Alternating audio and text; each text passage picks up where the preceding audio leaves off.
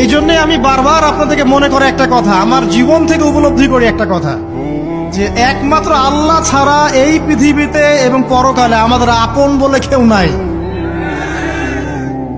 বাকি সবাই সবার স্বার্থের জন্য আছে।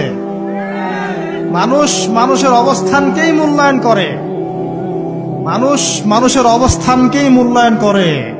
আল্লাহ রাব্বুল আলামিন আপনার ভিতরটাকে ভালোবাসেন।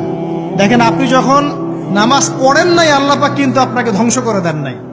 আল্লাহ পরম করুণাময় আপনাকে হেদায়েত দিয়ে নামাজি বানিয়ে দিয়েছেন। জীবনে অনেক পাপ করেছেন, ইনস্ট্যান্ট আল্লাহ পাক শাস্তি দিতে পারতেন, আল্লাহ পাক দেন নাই। আল্লাহ আপনাকে ভালোবাসেন, আল্লাহ আমাকে ভালোবাসেন।